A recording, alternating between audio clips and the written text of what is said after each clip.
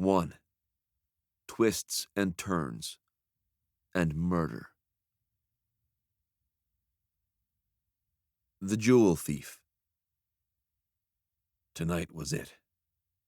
Raising the binoculars to my eyes, I peered through the lenses and scanned the scene across the street, scoping the place out one last time, just to be sure. The street was deserted, no pedestrians. I held my position, keeping low and well hidden, waiting for my target to arrive. It was dusk. Soon it would be dark. Minutes ticked past. I could hear the sound of cars a few blocks away, but here there was no traffic. Here, it was quiet. Peering through the binoculars, I trained my sight on the townhouse across the way, bringing it into focus. The property was not new. It was one of the old brownstones with a dark red front door. Leading up to it was a narrow stone walkway flanked by high, neatly trimmed bushes and 5 stone steps. Better yet, the address was a couple of blocks off the main street. No street lamps.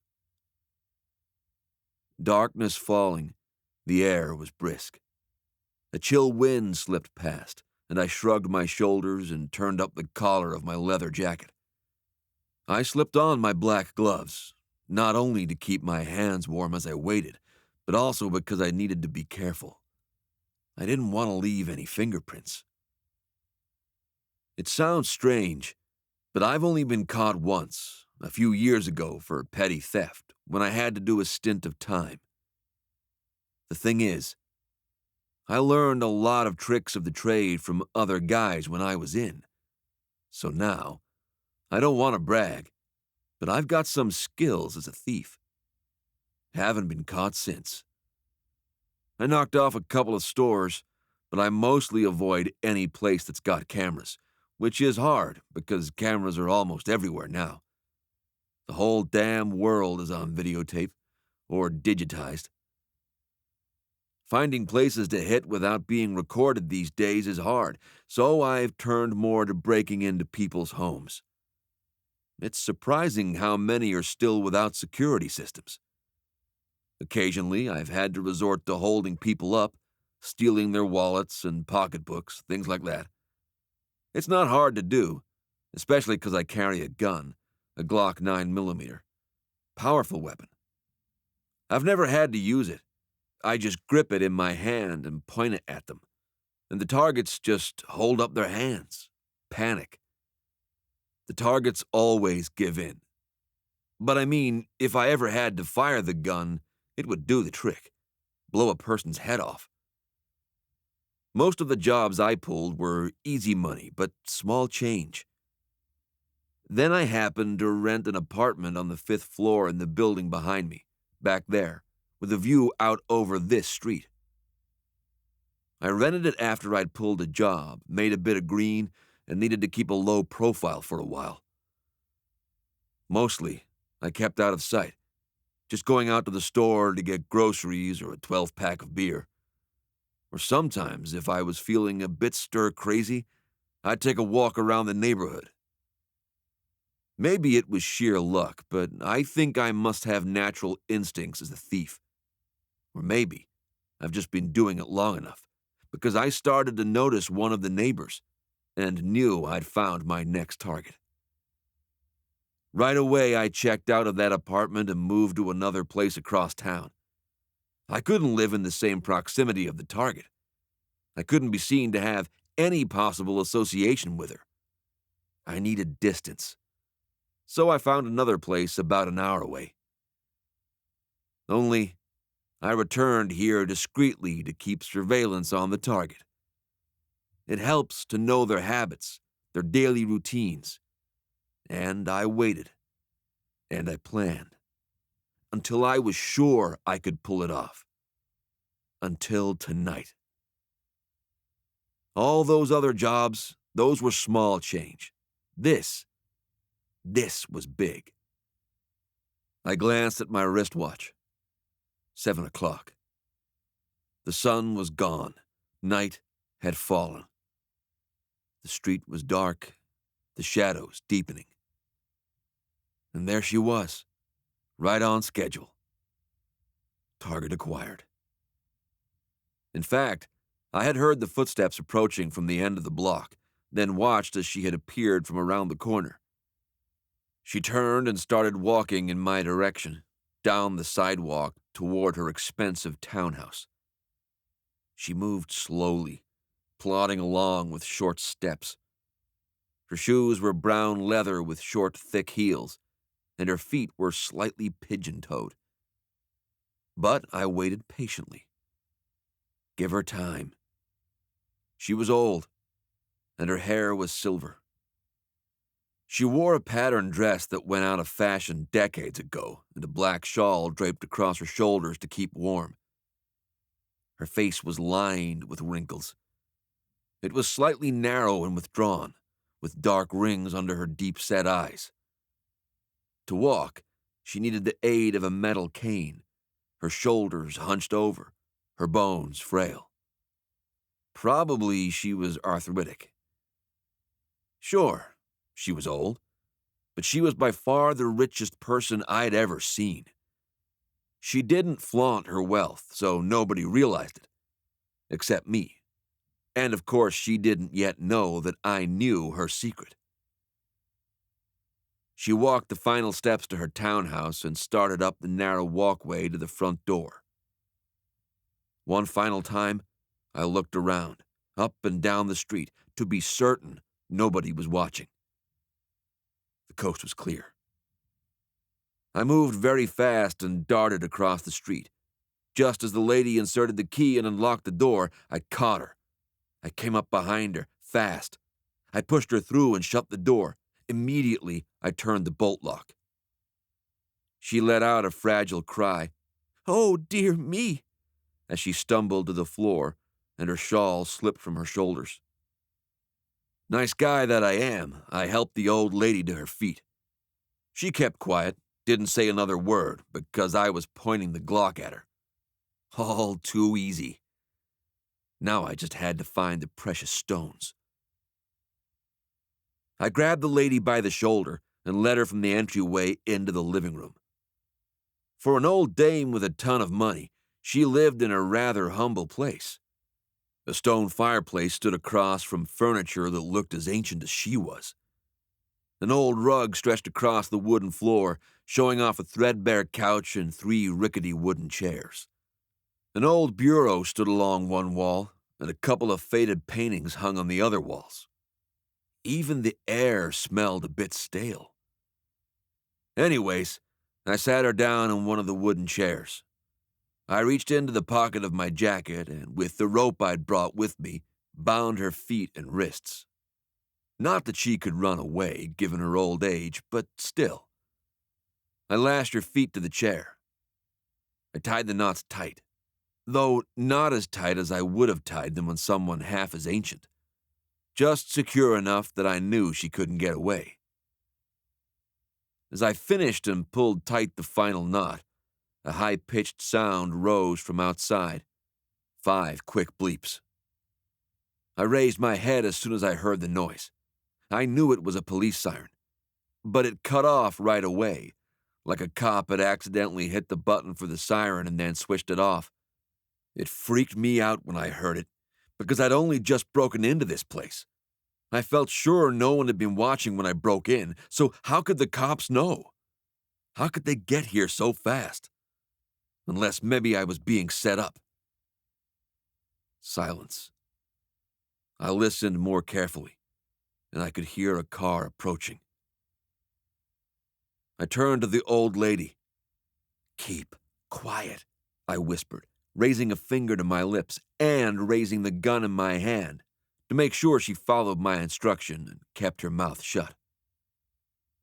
Tiptoeing, I moved across the floor toward the window next to the front door.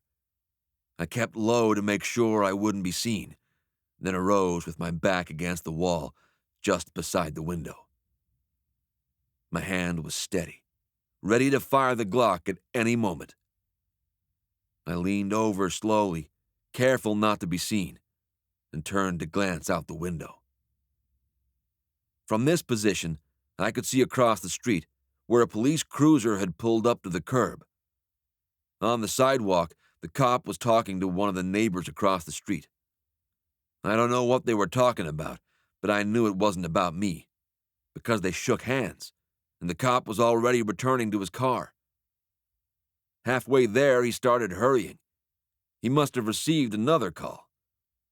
Within a second, he was inside the car, the siren crying for real this time.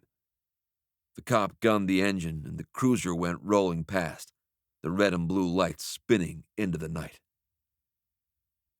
The sight of the cop, it scared the hell out of me. I could feel the adrenaline pumping in my veins, but now I knew I was clear. To be sure no one could see in through the window, I drew the curtains closed. I turned back to the job at hand. Time to get this over with. The old lady was sitting in the wooden chair, right where I'd left her. As I returned, she raised her head. It was obvious she was frightened half to death. She sat there and looked at me with her gray-blue eyes. I stopped and looked down at her, figuring the harsher I sounded, the quicker she'd tell. "All right, I know they're in here somewhere. Where do you hide them? In a safe?" "I don't know what you mean," she replied feebly, shaking her head. "Don't play dumb, lady," I said with emphasis, and even raised my arm like I was making to strike the back of my hand across her face. I almost hit the old lady, too, because she hadn't told me right away where she hid them. I almost hit her, and it's like a cardinal sin to hit anyone over the age of, 60? Can you believe it? Almost as bad as killing somebody. But I figured I had to make my point clear, prove to her I wasn't kidding around. Then I demanded, "You know exactly what I mean. Tell me, where are the stones?" She remained silent. She cowered back in her seat and didn't look at me directly. I could see her hand shaking with fear. "All right. Let me ask you again," I continued. "I'm going to count to 3. "I'm cold," she whimpered. "What?" "I said I'm cold. Would you mind?" she asked. With her chin, she indicated the place where her shawl had fallen to the floor when I had come barging in. I went over and picked it up, then returned and draped it across the back of her frail shoulders. "Thank you," she said quietly. "That was kind of you," she added. She hunched her shoulders, covering herself better with the shawl to keep warm. And then she looked up at me. Her eyes were filled with disappointment and a tinge of disgust, like I was doing something wrong, which I was. "Go on," you were saying. "It's simple," I explained. "I'm going to count to 3, and you're going to tell me where the jewels are." Shaking her head once, she dropped her eyes, disappointed at me. I was undeterred and started the count. 1. She didn't speak. I was surprised that she resisted telling me, surprised by her resolve, but I could see she was shivering with nervousness and fright. It shouldn't take much longer. 2. She raised her head and looked up at me with her pleading gray-blue eyes. "And what are you planning to do? Kill me? Thieving is one thing, but think for a moment. Are you really going to commit murder?" "Shut up." "Please, think of what you are doing. Let us talk, you and I. Whatever has made you this way, tell me. I'll listen, honestly, I will." There was something almost motherly in her tone. "Young man, listen to me. Please listen. I'm not going to pretend I'm not frightened. I am. You've broken into my home, but you don't have to do this. You have a choice. You can change your life." She stopped talking when I pointed the Glock at her head. "Lady, shut up. You listen. Don't lecture me about the error of my ways. Save your breath." That scared her. Now she was cringing in her chair. "Please," she persisted, and started to softly cry. "Spare me," I sneered sarcastically. I also started to feel the slightest reservation about choosing her as a target, thinking that maybe she might not be all there, given her old age. Like her mind might have started to go, if you know what I mean. Or worse, maybe she was some crazy old hag and I'd accidentally stumbled into her creepy old house. The kind of thing that happens in all those B horror movies. The kind I used to watch as a kid. She took a deep breath and seemed to regain her composure. "Young man, if you fire that gun of yours, don't you think someone will hear the shot?" The way she said it surprised me, and she went on.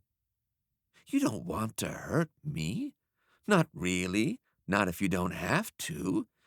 You see, you do have a choice. If you turn around and leave right now, quietly, then I'll let you go. And I swear I won't tell a soul. I won't tell anyone what happened, that you tried to rob me. Just, oh dear, I don't want to die." She was trying to be strong in her way, but I could see it took a lot out of her, and she looked like she was about to start crying again. "Look," I said, "I'm a thief. Just tell me where the jewels are, then I'll go." "You say you're a thief. If you wanted to steal from me, why didn't you wait and do it when I was out? Why didn't you wait until the house was empty?"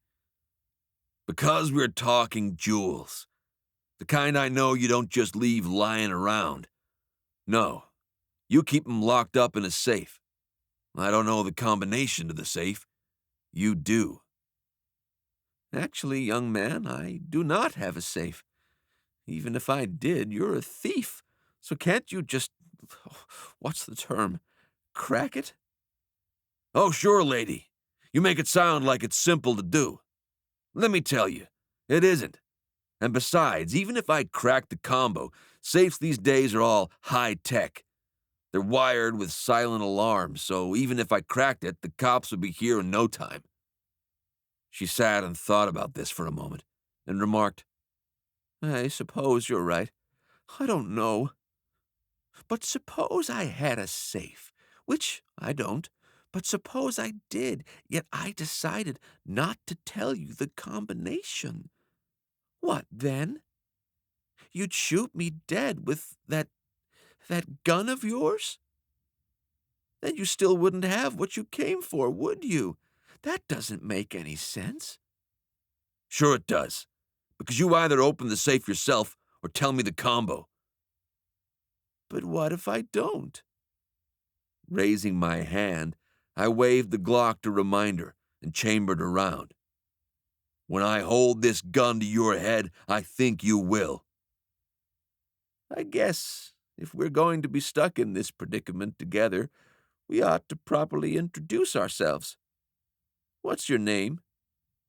Do you have a name?" I just shook my head in disbelief. She must have really thought I was stupid. I could see right through that one. Of course, I didn't say anything. After a second, she nodded. "Oh, I see. You can't tell me because you're afraid if I know your name, I might be able to give you over to the police. Well, anyways, I'm Ethel Conway." I looked back at the old lady. Ethel. Oh man, I almost had to laugh. Even her name was old. Now it seemed she was on a roll because she kept on talking. "I've only ever seen crimes committed on the television shows, even though I don't watch much. So, how does it work in real life? I suppose you have someone on the lookout in case anyone spotted you, called 911 and the cops arrive? An accomplice?" No. I thought most criminals worked in gangs. Depends on the job. Now shut up. You mean you planned this robbery all by yourself? That question got to me. Something in the way she'd asked it. So I snapped back. That's right. Listen, you old hag. Stop sounding all condescending. Yeah, I planned it myself. My tone was harsh, and I had to point my gun at her again to quiet her down, even as I felt a bit keyed up. Look, I planned this job real good. And yes, I'm working alone. More money, all the money for me this time, all right? I scoped the place out. I kept a close eye on you, the target. Now all I need you to do is tell me where the stuff is. If you cooperate, then maybe I let you live. Nobody saw me come in, I made sure of that. Nobody saw me arrive, and when I slip out of here, no one will see me go. Easy. Just like that, I said, snapping my fingers. Her eyes widened in disbelief. What did you mean just now? You kept a close eye on me? You've been spying on me? That's right. For how long? Several weeks. Almost 2 months. Oh, dear me, dear me. She turned away in disgust and whimpered. Is there no privacy left in this world? The answer was no, but I didn't tell her that. I just looked down at her, and she was almost in tears. Pathetic. Then I watched as she looked up at me again, lifted her gray blue eyes. You don't have to do this. You're still young enough. You can change, turn yourself around. You can get an honest job, lead a decent life. You think I'm just some small-time thief. You think I'm stupid, don't you? Is that what you think, lady? Huh? Well, let me tell you something. You're wrong. She'd asked for it. So to prove my point, I explained, I kept surveillance on you. I got to know your schedule. And at first I didn't see any pattern, but I kept a close watch. And then I saw you had a little routine. It was hard to spot at first, but I finally caught on to it. You like to wear your priceless jewels, but you alternate between the high class and the more modest stuff. Very clever of you, so as not to draw attention to yourself. But you've got quite the collection. On Mondays, you wear the silver bracelet. On Tuesdays, you wear nothing, an ordinary upscale wristwatch. On Wednesdays, the black pearl necklace. Thursdays, nothing. But Fridays, well, the weekend rolls around and you treat yourself nice, often wearing the gold necklace, the one with the giant red ruby set into it. You know the one I mean. But even then you were smart. You always kept the gemstones discreet, tucked under your coat sleeve, your collar, or your shawl. But me, I noticed things like that. After all, I'm a thief. As I said it, I had a grim smile on my face. The old lady sat there looking so frail and despondent, taking in what I had just told her. You breaking into my home tonight? Maybe you won't kill me, but maybe you will. Maybe I deserve it. Retribution. Retribution? For what? Lady, now you're starting to sound crazy. I mean, what did you ever do wrong? Oh, I don't know. Lots of things. I didn't raise my daughter as well as I should have. My grandchildren aren't as close to me as I wish them to be. That's a picture of them over there, she said, indicating an old side table with a lamp and a row of photographs on it. I went over and looked at the photographs, mostly old black and whites and silver frames. Some of the images were half faded, of another time. All I could think was, the lady really is old. If my grandchildren could see me now, she remarked. Is that you there, in the picture?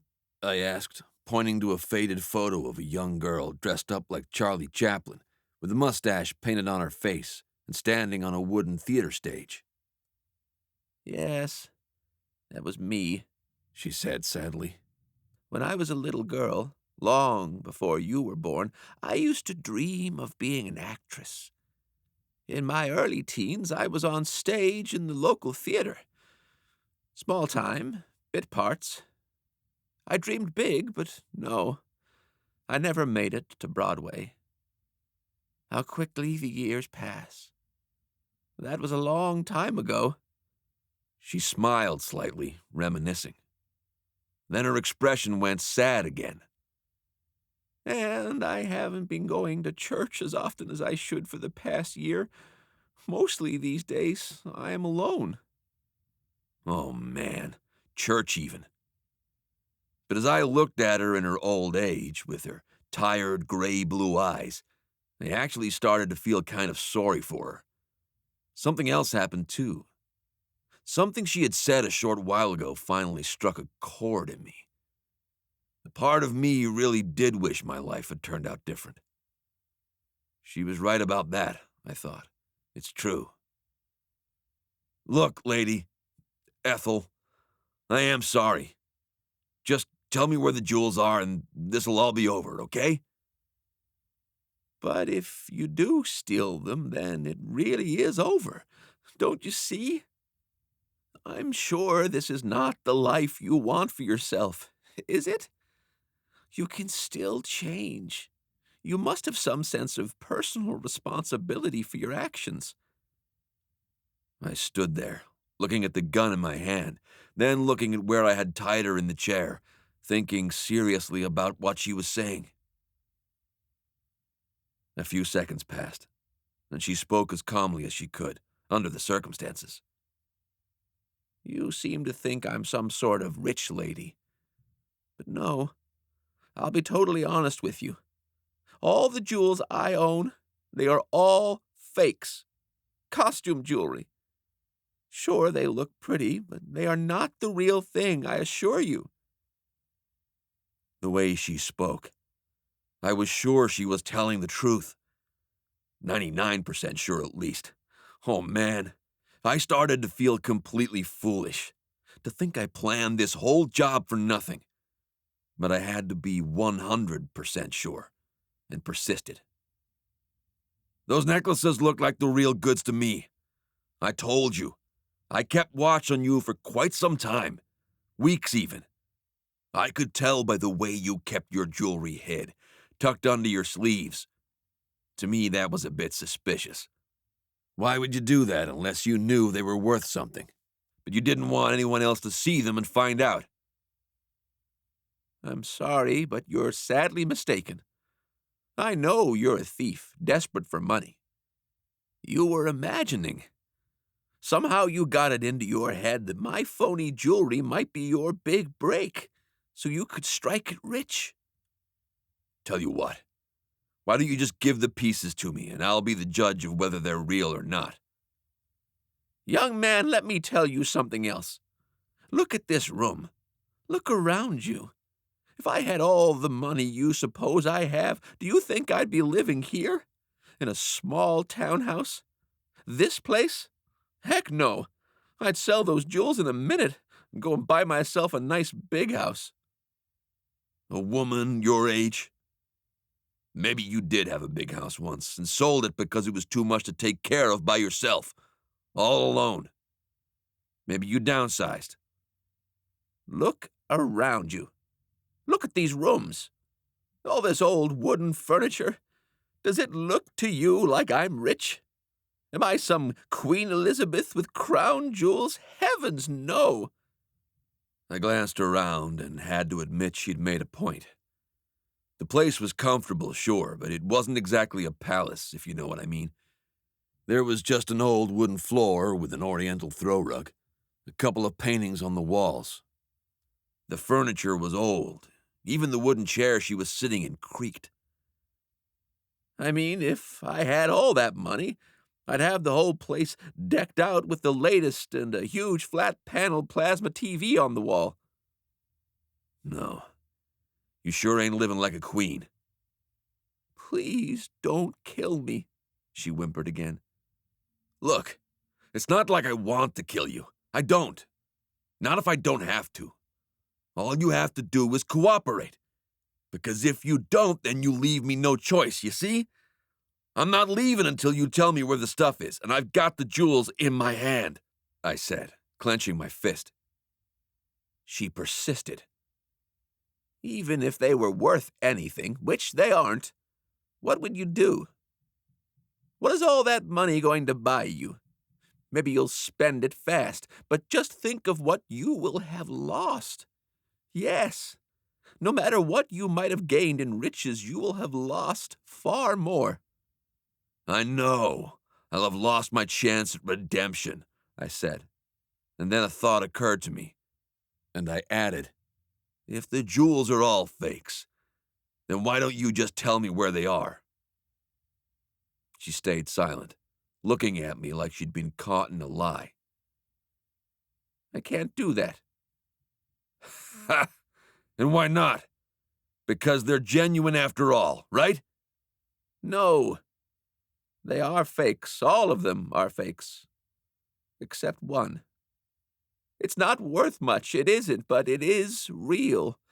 It's an heirloom from my mother. Its value is purely sentimental. I'll never part with it. I'll never give it to you. Last chance, Ethel, or I put a bullet in your skull. For added effect, I raised my voice and demanded, where the hell are those jewels? She looked at me with those gray-blue eyes of hers, understanding, like she actually cared what happened to me. Not even my parents had ever cared what happened to me. She'd struck another chord and spoke softly. Tell you what, if you put that gun down, if you'll let us act and talk together like civilized human beings, then, fake though they are, I'll show you my collection of jewels. You're kidding. No, I'm not, honest, she said. And I knew she was being so. Again, I looked at my gun. What good had it done me all my life? Even I was surprised as I set it down gently on the table. Still tied to her chair, she sat quietly and gave me that look again. You poor dear, you've been dealt such a tough hand in life, haven't you? Yeah. I don't need to know the details of your growing up, your family, your parents, because I can see it in your face. No one's ever cared about you, have they? No, I said sharply. My chest tightened, overwhelmed as my throat caught, and I felt choked up a bit. She had hit a nerve. I'm so sorry. Really, I am. I stood by the table in that dark, stale room, looking at the old lady, looking at those eyes, and saw kindness in them. The way she'd been talking with me, I felt a little like I knew her. Nobody had ever looked at me that way before, like I was a real human being, like I could be somebody, like I was somebody. And the things she'd said about how I might be able to turn around and make something of my life. I knew it'd be hard, but maybe it wasn't so impossible. I got to thinking these things, and I looked at her sitting there, a nice old lady tied to the chair. I realized what I was doing, and I was no longer so sure. I almost knew I couldn't go through with it. Did you really mean what you said before? That if I let you go, you won't tell anybody? You won't tell the cops that I was here? I asked her, point blank. She raised her head a little, and she was sincere as she nodded. Yes, I meant what I said. I promise I won't tell a soul. Stepping slowly over to where she sat, I knelt down and started to untie her. You're doing the right and proper thing, she whispered to me gently. I finished untying the knot of one leg and then started on the other. "Would you like some tea? I could make us some tea," she offered. The rope around her legs came undone, and as I was rising to my feet, standing up again, I declined. "No, thanks, Ethel. Best if I just get going." "You're not going anywhere," she whispered, and her voice was fierce, and it happened so fast. All the time we'd been talking, she must have slipped her hands free. Suddenly she reached down and picked up her metal cane from the floor beside the chair. She swung the cane hard, striking me behind my knees so that my legs bent, caving in, and I started to collapse. I let out a cry of pain. Even before I fell, she hooked my ankle with her cane and pulled my left foot out from under me. I landed hard on my stomach and grunted as the wind was knocked from my lungs and my chin struck the floor. I started to move as fast as I could, turning over to one side, beginning to rise and reach for my gun. But she swung at me a second time, cracking the cane across my right hand, my shooting hand, so hard the bones felt shattered. I cursed in pain, but my cry was cut short. As I lay injured, I glanced upward just in time to see the third blow. She lifted the metal cane up over her head and swung it down hard, striking the back of my skull. Everything went black. When I opened my eyes, I was alone in the room. My breathing was uneven, gargled and coughing, and I felt disoriented. My head hurt like hell. I don't know how long I was out, but I could tell by the faint glow of streetlights on the curtains and the deathly silence. It was the middle of the night. Dark. I started to move, trying to stand up, but I couldn't. I was tied and bound to a chair. It was the same wooden chair I'd tied the old lady to. Our positions were now reversed. In front of me, on the low table, I could see my gun right where I'd set it down, just a few feet away. The weapon was so close, but my hands were tied behind my back. On the table as well sat a small saucer and a cup. The lady had actually made and drank a cup of tea after all. The house was quiet, and I wondered where she was now, thinking she'd probably called the cops on me. The job should have been so easy. All right, so I'm a small-time thief. Still, this job should have gone perfectly. I could have sworn I'd had it all planned out. Why the hell had I let her talk me out of it? And the stash of precious jewels, all fakes. I heard the sound of footsteps approaching from the hallway. The lady appeared in the doorway, and even in silhouette, I could tell she was old. She stepped into the room and came slowly forward into the dim light. Her hair was damp, like she'd taken a shower, and she was drying it with a small towel. The color of her hair seemed darker, no longer silver. The dampened cloth in her hand, she began wiping her face gently with it. The pale color of her skin seemed to change. Gradually, the dark rings under her eyes began to lighten. The wrinkles on her face began to disappear. Her posture likewise underwent a transformation as she straightened her spine and brought her shoulder blades back, standing tall. She changed clothes, dressed in a comfortable, sleek outfit. Reaching her fingers up to her eyes, she delicately took out a pair of colored contact lenses. When she looked at me again, her eyes were green as emeralds, and in them gleamed a quiet fierceness. Suddenly, she didn't seem quite as old as she had seemed before. Now she appeared 25 years younger, down from 70-something to 40 at most. The lady, now looking not quite so old, came toward me and stopped. "Well, look who's awake." The back of my skull was still throbbing with pain. I squinted at her suspiciously and asked, "What'd you do? Call the cops? You gonna turn me in?" "No, I can't do that," she said flatly. She draped the towel on the arm of the couch and went over to the old wooden bureau against the wall, which had a silver tray, some glasses, and bottles of liquor. She poured a tumbler of bourbon. Sipping her drink, she came back across the room and stood over me, looking down. As she spoke, her voice was very different now from the gentle, creaky voice she had assumed as an old lady. "Look at you. You're no thief. You're pathetic. Back in my day, we did the job right. We researched the job from every possible angle, analyzed it, down to the smallest detail. You failed to research your target. Back in my day, we never made mistakes, and we took everything we could get." "Who the hell are you?" I asked angrily. "Obviously not who you thought I was." She smiled, raised her glass, and took another sip of bourbon.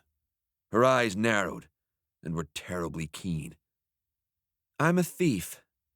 A master thief."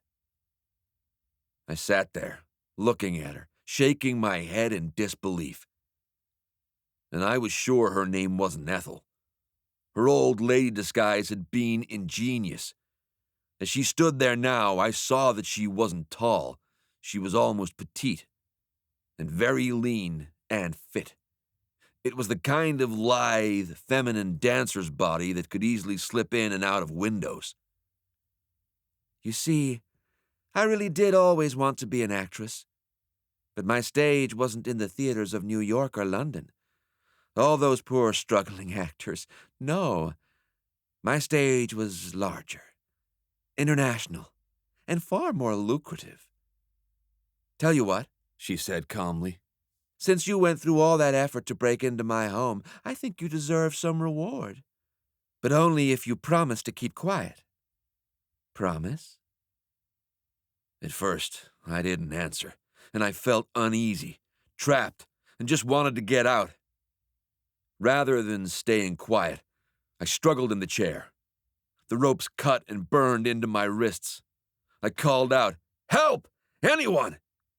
She shook her head. "No, you'll have to keep quiet." She walked behind me and returned instantly with a roll of duct tape. Quickly, she tore off a sizable piece and stuck the tape tightly across my mouth. It was impossible to speak and difficult to breathe. I started inhaling through my nostrils. "Just stay calm." I did the best I could and looked at her with my frightened eyes. She picked up her drink, took another sip, and set the glass back down on the table. Then she said, "Now sit still and be patient. Give me just a couple of minutes to fetch something. I think you'll enjoy it. I'll be right back." She disappeared through the doorway. Minutes passed. I sat there, tied to the chair, uneasy, unable to move, alone. When she returned, she carried with both hands an exquisite, inlaid, hand-carved wooden box. Very carefully, she set the wooden box down on the table. "I had to retrieve this," she said nonchalantly, "from my safe." She sat across from me and reached into her pocket. She withdrew a small, golden key, unlocked the box, and opened the lid. But the lid was facing me, an obstruction that prevented me from seeing anything that was inside. First, she spread out on the table a piece of fine cloth, royal blue velvet. Then, very delicately, she again reached her fingers down into the box. When her hand reappeared from behind the lid, she held between her fingers a sparkling jewel. A white diamond. "Exquisite, isn't it?" she whispered as she gazed at it lovingly. Even with one lamp turned on in the room, I saw how the dim light passed into the jewel, where it split radiantly into a prism of colors. She set the diamond gently on the soft velvet. Then she reached into the box once more and brought out another stone. "This is a red diamond, one of the rarest in the world," she remarked, setting it gently down beside the first. "And this one," she said proudly as she withdrew a third diamond, "is worth almost as much as the Cullinan." To my astonishment, that was only the beginning. One by one, each treasure was revealed like magic before my eyes. Each gemstone had a story, and though she would never tell me hers, she was far too smart for that. She did enjoy sharing a few brief anecdotes. "I spent several years on the Riviera. That's where I lifted most of the diamonds and sapphires. And this piece here," she said, revealing a large blood-colored stone, "this gorgeous ruby is from India." I sat there in awe. All those jewels. It was the most magnificent collection I could ever have imagined. "But I'm afraid," she said, "these are just a few of the pieces. I can't show you all of them, or we'd be here all night." I grunted in amazement. "All right, I'll show you one more thing. A secret." She took one more light sip of bourbon and explained. "I was retired before the age of 30. Best to quit while one is ahead, like the saying goes." Then suddenly her eyes squinted, narrow, mischievous, and her voice turned to a grim whisper. "But when I was active, until fairly recently, I used to leave a special calling card at the scene of each of my thefts. My signature." She slowly dipped her hand into the box, and she withdrew the most exquisite and deadly-looking object I'd ever seen. She held it up between her fingers, then set it gently, delicately on the table in front of me. "A red spider," she whispered, "made of finest glass, like a black widow, only the colors are reversed. Beautiful, alluring, and deadly." Quite a statement, I thought. The red spider glimmered darkly. "And poor you stepped right into my web." She paused as a thought crossed her mind, and she added, "It would take a fine jewel indeed to get me to go back out there again, to make the plans, to do what it takes, and to take all the risks. But then again," she said with that grim smile, "you never know." She cast her gaze over the selections from her collection, then, one by one, carefully began putting the jewels back into the wooden box, and remarked, "These gemstones, I suppose they ought to be in a museum. But then what good are they? Jewelry was meant to be worn." She had a deep smile of pride and satisfaction on her face, and as an offhand remark she added, "Oh, and by the way, all this," she gestured with her hands around the room, "all this old wooden furniture are antiques. The bureau over there is Edwardian. This carpet is a prized Oriental. Those two paintings, by a Hudson River artist I'm sure you've never heard of, are worth 10 million apiece. And that table is a rare Bidomir, Gustavian, in fact, from Scandinavia, worth a fortune." I glanced around, looking at the furniture with new eyes. Then I looked back at her as she closed the lid on the box of jewels. "Only those old black and white pictures are fake. I made them on the computer, with Photoshop." She gave an amused laugh. "I hope you've enjoyed my little collection. Now, whatever am I going to do with you?" As she said this, her hand went slowly to the table beside the box. She picked up my Glock, weighing it in her hand, looking at it, appraising it, and set it back down on the table. She scoffed and shook her head. "Guns. Too loud." She thought for a moment, And then, as if the thought had just occurred to her, she stood up and walked behind me again and explained, "You know, I don't only collect jewels. I also love to cook, and I have a complete collection of carving knives." I could hear her footsteps behind me, and then she came back into view. "This is one of them." The dim light glimmered off the huge silver blade. At the sight of it, my eyes went wide with terror. She stepped forward and held the blade, rotating it slowly in front of my face. "I could kill you with this. Stab you in the chest a few times. Slice your throat. But it would be messy, too much blood, and it would ruin the rug." She set the knife down on the table, beside the gun. "So I would never do that."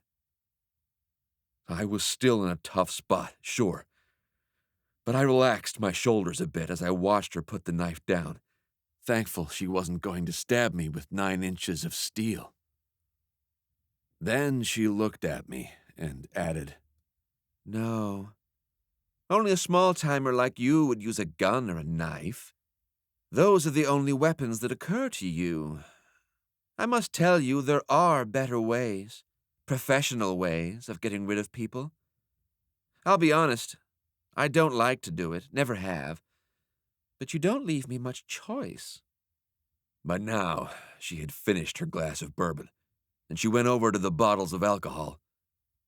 She poured herself another glass, filling it halfway. Then she turned back to me and asked, "What about you? You want a drink?" I just let out a grunt, trying to breathe, which was difficult. I was breathing the best I could through my nose. "I asked if you wanted a drink."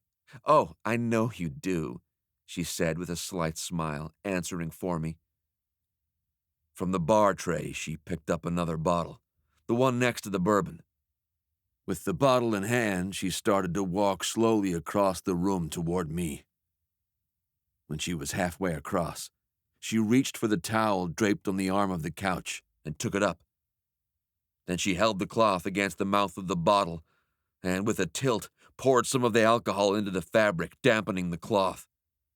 Except now I knew whatever was in the bottle was not alcohol, but an even more potent liquid. What was it? Chloroform? She must have seen my expression of fear as I tried to guess, because she shook her head. "No, it's not chloroform. Chloroform would only put you to sleep for a little while, knock you unconscious. That's not good enough. This," she said, holding up the bottle of liquid and not revealing what it was, "this is much more potent." One step closer. Then she stopped in front of me, looming over me. Gently at first, and then more firmly, she pressed the cloth against my face, my mouth and nose. I held my breath for maybe 40 seconds, as long as I could. Finally, my instinct to survive kicked in, and I had to inhale. I had to. "That's it," she said calmly. "Take a deep breath now. That's it. Just a few more breaths." I fought it as hard as I could and coughed a few times, but with each inhalation I felt waves of dizziness sweeping over me, growing stronger. Her voice sounded more and more distant as she whispered, "Almost done. Nobody saw you come in. No one will see you leave."